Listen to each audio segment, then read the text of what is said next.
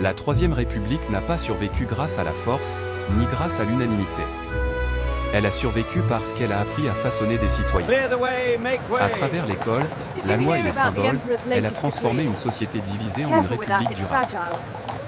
Voici l'histoire d'un régime qui s'est enraciné sans jamais être vraiment aimé. La Troisième République française naît dans un contexte de rupture profonde. C'est impossible, la défaite. Proclamée en septembre L'armée est en danger, 1870, tout est perdu. à la suite de la défaite militaire face à la Prusse et de l'effondrement du Second Empire, elle s'impose d'abord comme une solution provisoire, presque accidentelle, dans un pays profondément divisé. Rien, à ce moment-là, ne permet d'affirmer que ce régime républicain s'inscrira durablement dans l'histoire de la France. Monarchistes, bonapartistes et républicains s'opposent sur la forme même du pouvoir, tandis que la société française sort affaiblie par la guerre, la perte de territoire et une instabilité politique chronique. La France de la fin du XVIe siècle est traversée par de fortes tensions. L'industrialisation transforme progressivement l'économie et les rapports sociaux, accentuant les écarts entre les milieux urbains et ruraux, entre classes populaires et élites politiques.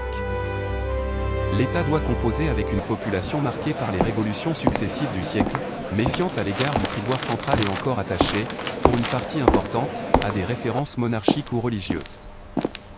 Dans ce contexte incertain, la République n'apparaît pas comme une évidence, mais comme une construction fragile, soumise à de multiples contestations. Pourtant, malgré cette naissance difficile, la Troisième République va s'installer durablement. Elle deviendra le régime le plus long de l'histoire politique française depuis la Révolution de 1789, traversant crises institutionnelles, conflits idéologiques et bouleversements sociaux majeurs. Cette longévité interroge. Comment un régime si souvent contesté, sans figure charismatique dominante ni stabilité gouvernementale durable, a-t-il pu s'enraciner aussi profondément dans la société française ? Comprendre la Troisième République ne consiste pas seulement à suivre une succession d'événements politiques. Il s'agit d'analyser un moment clé où l'État cherche à façonner une culture politique commune, à diffuser des valeurs républicaines et à inscrire durablement ses principes dans le quotidien des citoyens. Cette période marque une transformation silencieuse mais décisive, celle par laquelle la République cesse d'être une simple forme de gouvernement pour devenir un cadre de référence partagé, structurant les institutions, les mentalités et les pratiques sociales. L'installation de la Troisième République ne résulte pas d'un consensus clair, mais d'un équilibre précaire entre des forces politiques et sociales profondément opposées. À l'origine, le régime républicain s'impose moins par adhésion massive que par l'incapacité des autres options politiques à s'unifier durablement. Les monarchistes, majoritaires au début des années 1870, sont divisés entre plusieurs prétendants au trône, incapables de restaurer une monarchie stable. Cette fragmentation ouvre un espace institutionnel dans lequel la République peut s'organiser, progressivement, s'affirmer. Sur le plan politique, la Troisième République se caractérise par une structure de pouvoir éclatée. Le Parlement occupe une place centrale, tandis que l'exécutif demeure volontairement affaibli, par crainte d'un retour à l'autoritarisme impérial. Cette méfiance à l'égard du pouvoir personnel façonne durablement les institutions républicaines, mais elle engendre aussi une instabilité gouvernementale chronique. Les gouvernements se succèdent rapidement, donnant l'image d'un régime fragile, parfois incapable de décisions rapides La et révolution cohérentes. peut-être, méfiez-vous. Les tensions sociales constituent un autre facteur majeur. La France de la fin du XVIe siècle est un pays en transition, partagé entre tradition rurale et modernité industrielle. Les classes ouvrières urbaines revendiquent de meilleures conditions de vie et une reconnaissance politique accrue, tandis que les élites républicaines cherchent à maintenir l'ordre social et la stabilité économique. Cette contradiction alimente des conflits sociaux récurrents, des grèves et des mouvements contestataires qui mettent régulièrement à l'épreuve la légitimité du régime. À ces fractures sociales s'ajoute une tension idéologique profonde entre la République et l'Église catholique. Pour une partie des républicains, l'influence religieuse est perçue comme un obstacle à l'émancipation des citoyens et à l'unité nationale. La question scolaire devient rapidement un terrain central de cette confrontation. Derrière les débats sur l'enseignement se joue en réalité un affrontement plus large sur la nature même de l'autorité morale et culturelle dans la société française.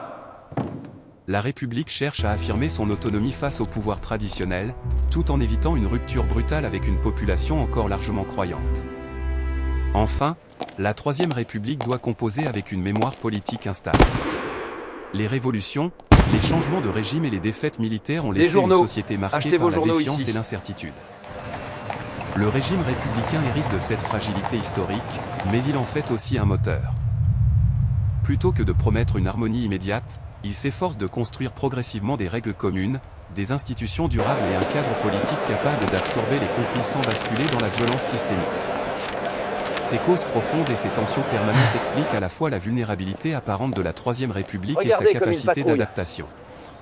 Loin d'être un régime figé, elle se développe dans la confrontation, la négociation et le compromis. C'est à nous de défendre la ville. C'est dans cet espace de tension non résolue que s'élabore la singularité de la République française de la fin du XX et du début du XX siècle. La Troisième République ne s'impose pas immédiatement comme un régime pleinement assumé. Dans ses premières années, elle demeure une solution transitoire, tolérée plus qu'acceptée, dans l'attente d'un éventuel retour monarchique. Le véritable basculement ne tient pas à un événement unique, mais à une série de décisions politiques et de choix institutionnels qui transforment progressivement une république provisoire en régime durable. Le moment décisif se situe dans les années qui suivent l'adoption des lois constitutionnelles de 1875. Ces textes ne proclament pas explicitement la République comme un idéal, mais en fixent les mécanismes concrets. En organisant le fonctionnement des pouvoirs publics, ils installent la République dans la pratique quotidienne de l'État. À partir de ce moment, le régime cesse d'être une simple hypothèse politique et devient une réalité institutionnelle, même si son avenir reste incertain. La rupture s'accentue avec l'affirmation progressive des républicains modérés au sein des institutions. Les élections successives permettent à ces derniers de consolider leur présence parlementaire et d'écarter, sans affrontement brutal, les forces monarchistes. Ce processus électoral joue un rôle essentiel, il donne à la République une légitimité fondée non sur la contrainte, mais sur le suffrage et l'acceptation progressive des règles du jeu politique.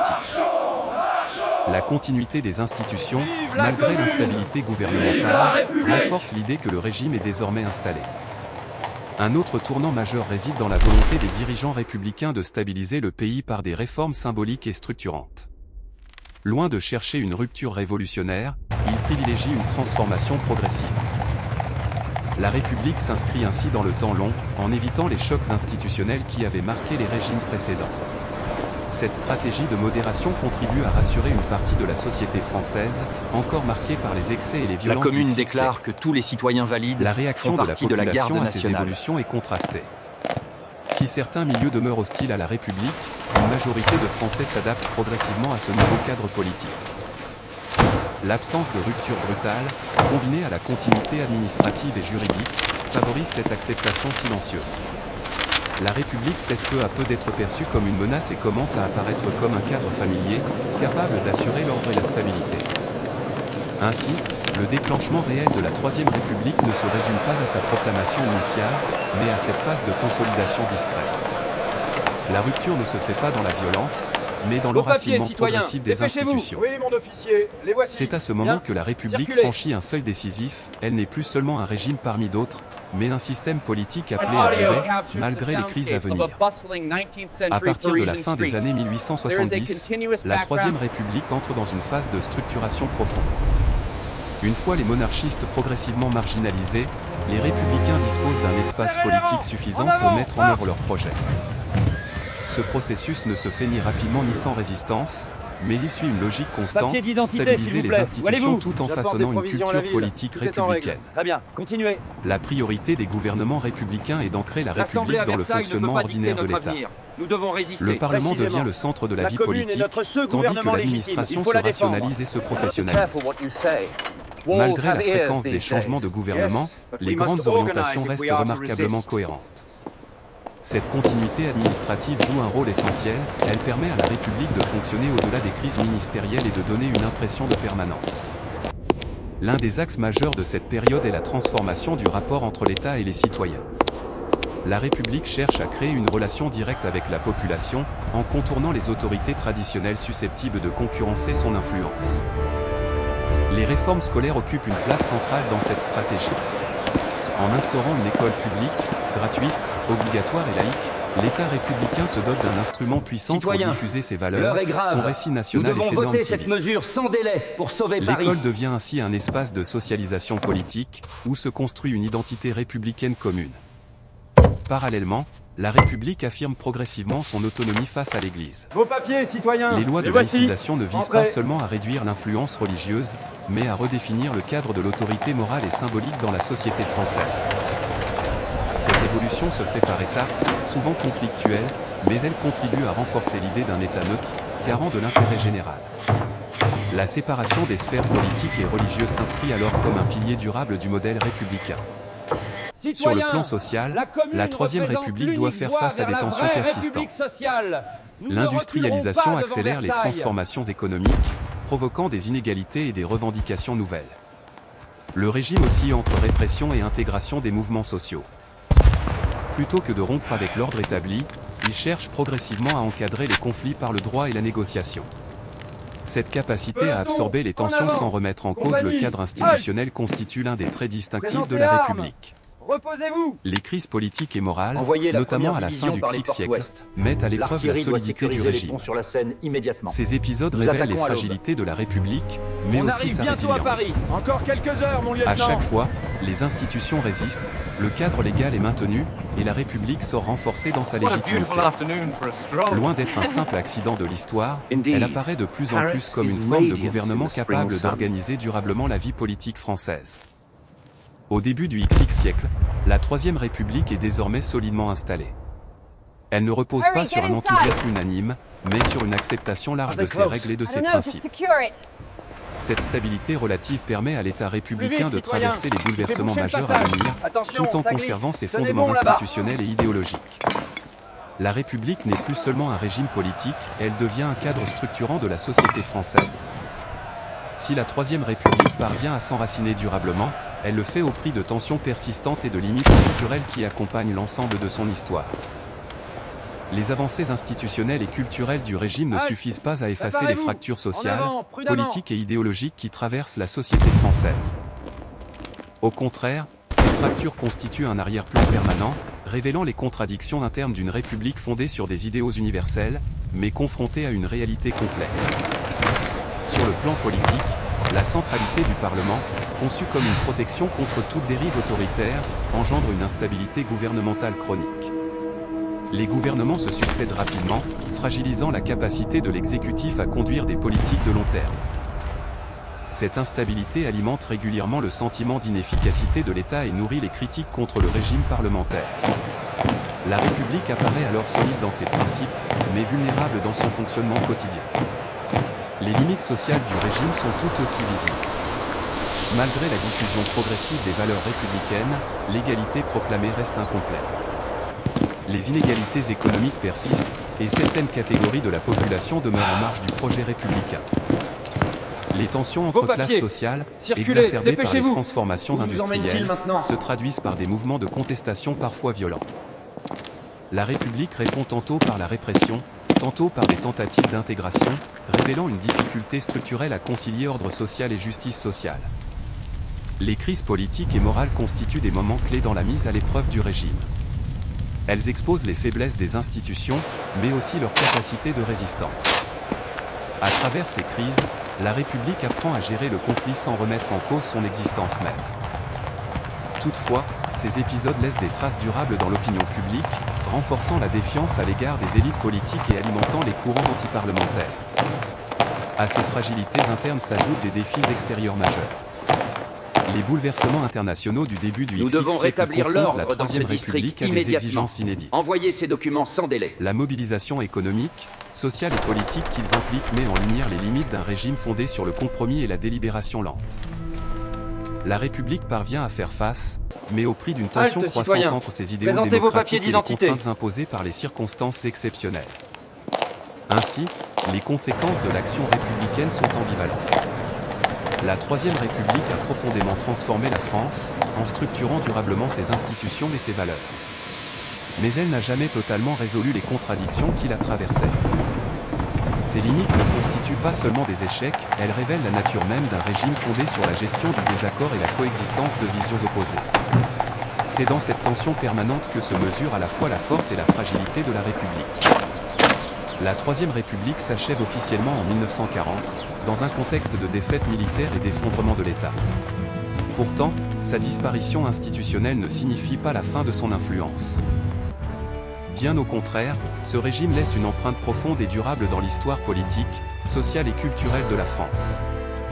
Comprendre son héritage implique de dépasser l'événement de sa chute pour analyser ce qu'elle a durablement inscrit dans le fonctionnement du pays. Sur le plan institutionnel, la Troisième République a façonné une culture politique fondée sur la primauté du Parlement, la méfiance à l'égard du pouvoir personnel et l'attachement aux libertés publiques. Même si ces choix ont parfois fragilisé l'efficacité gouvernementale, ils ont contribué à ancrer durablement l'idée que le pouvoir doit être contrôlé, débattu et soumis à des règles communes. Cette conception du pouvoir politique continue de structurer la vie démocratique française bien au-delà de la fin du régime.